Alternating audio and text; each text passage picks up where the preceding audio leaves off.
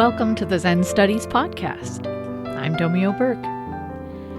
This episode, Precepts, Transcending Self-Attachment, is the second part of Chapter 5 of my book in process, The 10 Fields of Zen, a Primer for Practitioners. So in the last episode, I described the central role of precepts in Zen and covered the 3 refuges, the 3 pure precepts, and 2 of the grave precepts. In this episode, I'll talk about the grave precepts 3 through 8. And then I have to go into a third episode where I will discuss grave precepts 9 and 10 and talk more about how we work with the precepts. Continuing then with the third grave precept. Do not misuse relationships. Be respectful and compassionate. Literal level. The traditional phrasing of this precept is do not misuse sexuality. But the spirit of it isn't limited to interactions of a sexual nature. You can certainly use the power of sexual attraction to serve your own self-interest while harming others. But there are many forms of interpersonal power that can be misused. This literal meaning of this precept covers all kinds of manipulation, coercion, exploitation, and abuse of other people. It's important to be honest with yourself about your conduct in relationships, as we usually have plenty of excuses for our behavior when we try to impose our will on others. Mental level. It's not such a clear line sometimes between the gross and obvious misuse of relationships and breaking the spirit of this precept mentally. You can use the influence you have over others in self-centered, hurtful, and unskillful ways that can cause terrible and lasting damage, even if outwardly your speech or actions don't appear egregious enough to qualify as abuse. Keeping this precept means acknowledging the social influence you have in relationships and using it responsibly.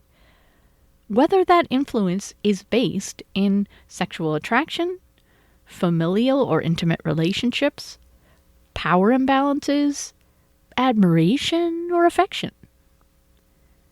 When you find yourself inclined to assert yourself in a relationship to get what you want, it helps to ask whether you have the best interests of the other person or persons in mind, or are willing to undermine or compromise their interests to fulfill your own. Spiritual level.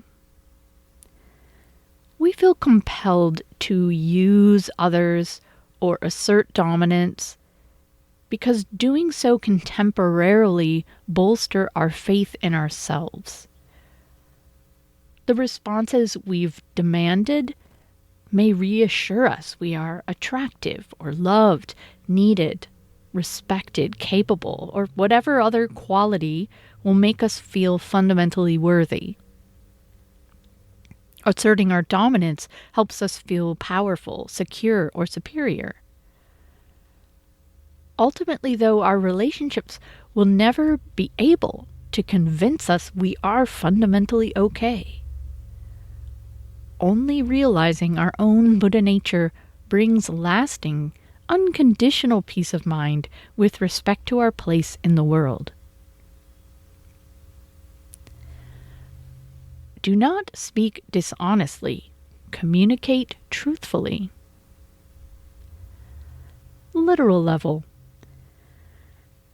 This precept is about not lying or cheating through your speech or actions.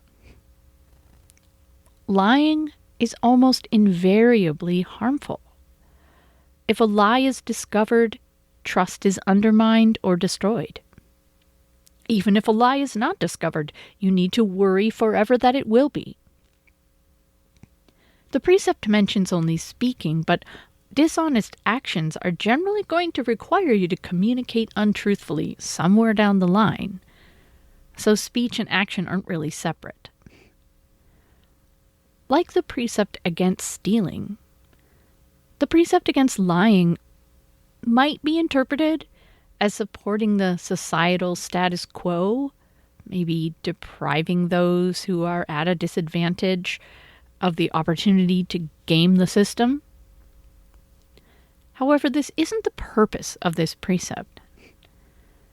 Again, if you have extreme need and must do something dishonest to survive or help your family survive, then you are breaking the precept out of compassion. Although there are still karmic consequences, potentially serious ones. Most of the time, though, people are not lying or cheating out of true need, but out of a desire to gain something, an effort to avoid accountability, or an unwillingness to experience discomfort. Mental level. You break this precept whenever you compromise honest communication for self-centered reasons. Recognizing when this is the case can be quite tricky. There are countless ways you can leave those around you with a less than accurate perception of who you are, what you think and feel, or what you have done or plan to do. Ways to break the precept against lying include withholding, hiding behind a persona, flattery, avoiding certain topics, or pretending to be okay with something when you're not.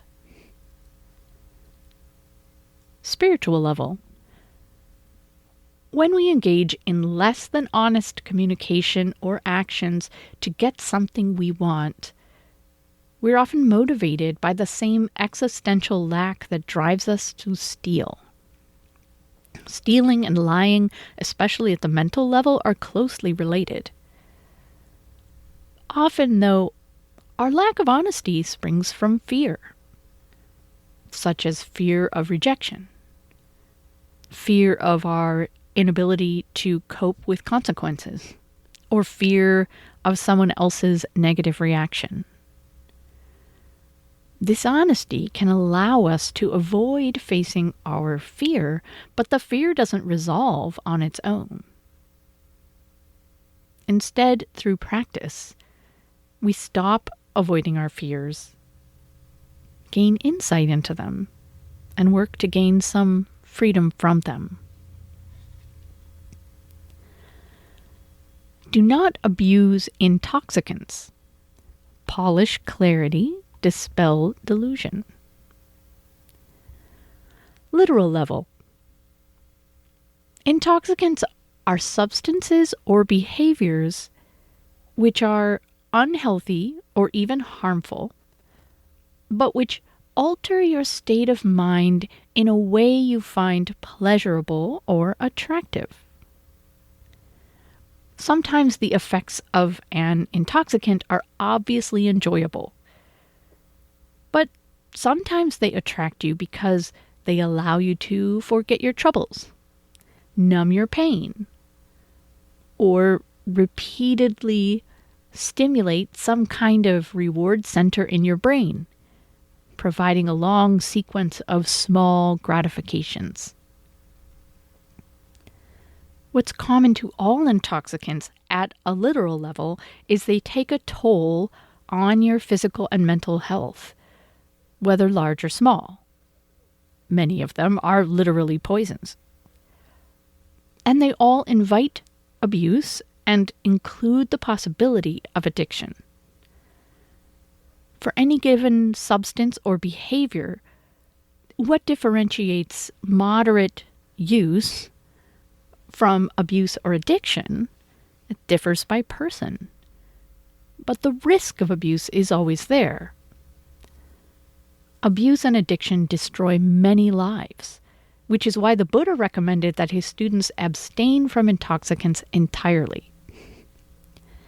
Modern Zen practitioners, whether lay or monastic, rarely live under a vow of complete abstinence from alcohol, but this precept advises you to be very careful in your use of any intoxicant.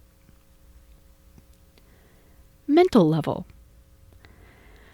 There are many substances and behaviors which are not inherently unhealthy or harmful, but which can be problematic when you indulge in them to excess. Like literal intoxicants, mental and emotional intoxicants give you some kind of payoff, but come with a cost when you use them too much. Examples abound. Fantasizing, video games, word puzzles, television, self-righteous pontificating, enjoying food, shopping. The list goes on. Even otherwise beneficial activities like meditating or studying the Dharma or helping family members can be used to avoid things you'd rather not face. It takes careful self-reflection to untangle your relationship to substances and activities that you find dominating your life to the exclusion of other things. This is polishing clarity and dispelling delusion. It can help to ask yourself, in the long run, how do I want to have lived? The momentary pleasure, gratification, or comfort provided by an intoxicant isn't necessarily a bad thing, but it is unfortunate if it causes you to forget your deeper aspirations. Spiritual level. We may seek refuge in intoxicants because life presents us with practical, emotional, or existential challenges we don't know how to deal with or don't have the courage to face. The wonderful thing about Zen practice is that it gives us the tools and the strength to face our challenges, fully understand them, and find a better way to deal with them than relying on intoxicants. Do not dwell on past mistakes. Create wisdom from ignorance. Literal level. Do not dwell on past mistakes means not to speak unnecessarily about the mistakes and shortcomings of other people or of yourself. There are undoubtedly circumstances where it's important for you to point out mistakes for the good of everyone involved. But then you will be doing so out of compassion and will naturally be inclined to speak with kindness, gentleness, humility, and respect. You won't say more than is necessary. In contrast, when you find yourself dwelling on the topic of someone's shortcomings at length, or when your speech becomes tinged with bitterness or judgmentalism, you're probably serving your own self-interests by speaking. Human beings are complicated social creatures. We can get gratification out of vilifying people, creating a sense of us versus them, blaming people for their misfortunes, analyzing one another's flaws, and morbidly recounting social dramas. Mental level. You can easily break the precept, do not dwell on past mistakes, in your mind, even when you manage to refrain from saying anything out loud. In fact, while speech usually generates more karma for self and others than silent internal dialogue, most of the challenge of keeping this precept is mental. Especially when it comes to nurturing resentments against others or wallowing in self-criticism, you can easily spend hours every day ruminating on past mistakes. You can strengthen your sense of separation from others or even from yourself by repeatedly contemplating the egregious nature of actions you perceive as having been hurtful, disrespectful, careless, or stupid. Or ruminating on how certain shortcomings prove a fundamentally malevolent or deficient character. Or contemplating at length actions that ought to be taken to address the wrongdoing or inadequacy. Apart from developing habits of mind that run completely contrary to the goals of practice, what a waste of time. Spiritual level. We're inclined to dwell on criticism and resentment of others or of ourselves because of our social insecurities. We naturally fear isolation, rejection, judgment, or being taken advantage of by others. We're afraid that we are inherently inadequate, unacceptable, or unlovable. Fortunately, practice can put us in touch with our Buddha nature and give us a sense of security that's independent of conditions or the attitudes of other people. Based in this groundedness, we regard mistakes, our own and those of others, merely as learning opportunities, thereby giving us the chance to create wisdom out of ignorance. Do not praise self or blame others. Maintain modesty, extol virtue. Literal level. This precept is about not speaking or acting in ways that bolster your sense of self at the expense of others. You can break this precept in many ways, including bragging or criticizing others in a way that makes you look good by contrast. At least you didn't do that. It's also easy to break this precept by defining yourself by characteristics that inherently involve relative comparisons, such as intelligence, wealth, physical attractiveness, skill, diligence, creativity, virtue, even the depth of your spiritual sensitivity. There's nothing wrong with being aware and appreciative of your strengths. But you break this precept when you create your social persona based on things that seem impressive or meritorious precisely because others are less so. Mental level. Just like the precept, do not dwell on past mistakes, you don't have to give voice to your thoughts about how you compare to others for them to have a negative impact. If you find yourself constantly measuring yourself against others, whether you think you measure up favorably or not, you're indulging in self-preoccupation and imagining yourself in competition with the rest of the human race. This strengthens your habit of self-centeredness and increases your sense of separateness from people. It also puts you in an inherently insecure place, because there's always someone who's going to be better than you are, and any relative measure of worth can be lost. Spiritual level. We compare ourselves to others when we feel the need to define ourselves in ways we can rely on. We don't know where to find reliable definitions besides other people. What is valued by others, what others think, or how others compare. Through practice, we can change our orientation entirely.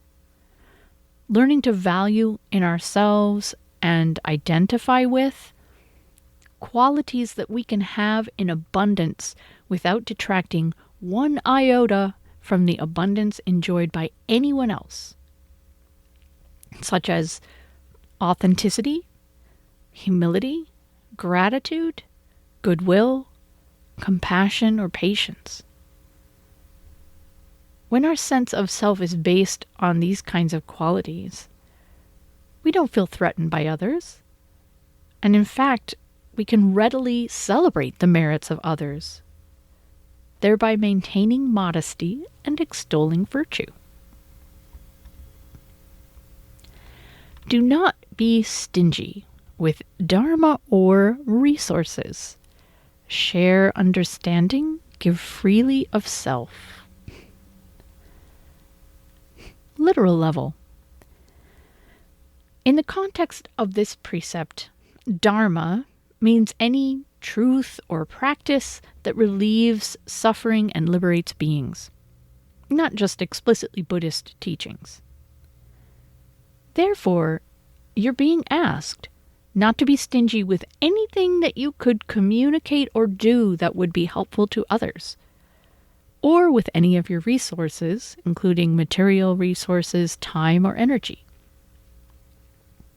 Following this precept is very tricky, however, because you also need to take care of yourself and the people you're directly responsible for. The need in the world is so great, you could give away everything you have and exhaust yourself trying to help, but still there would be unmet need. Where do you draw the line? This precept does not give you a fixed answer to that question. Instead, to keep this precept, you need to be completely honest with yourself and make the best decision you can every time you are met with the opportunity to be generous. Although situations are complex and there are no easy answers, you know it's possible to give too much, and you know there are times when you are tempted to indulge in stinginess, prioritizing your own comfort, preferences, or security over the benefits of giving. Finding the middle way is an ongoing challenge. Mental level.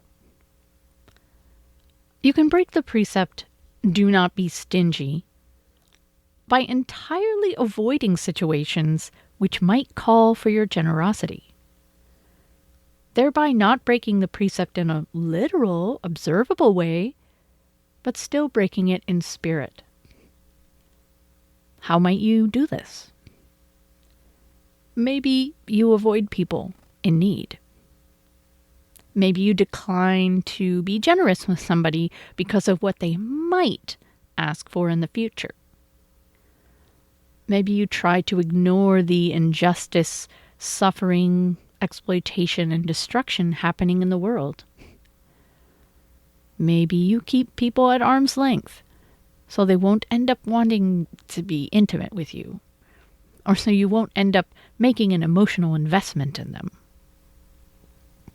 When you keep this precept, you share understanding and give freely of self, and come to realize that these forms of generosity are often even more impactful than giving material things. Spiritual level. Our inclination to be stingy springs from the same sense of lack that motivates us to steal. When we steal, we're grasping for more, and when we're stingy, we're holding on to what we have for fear that we will find ourselves deprived. It's easier to refrain from stealing, however, than it is to know exactly how much to give in any given situation. Through practice, we can access a sense of unconditional sufficiency that can alleviate some of the anxiety we might experience about deprivation and how we might cope with it. This gives us greater confidence, allowing us to more readily take the risk of being generous. So that's it for today. I will be back soon with another episode that may or may not be the third part of this precept series. We'll see. I hope you'll tune in. Thanks for listening.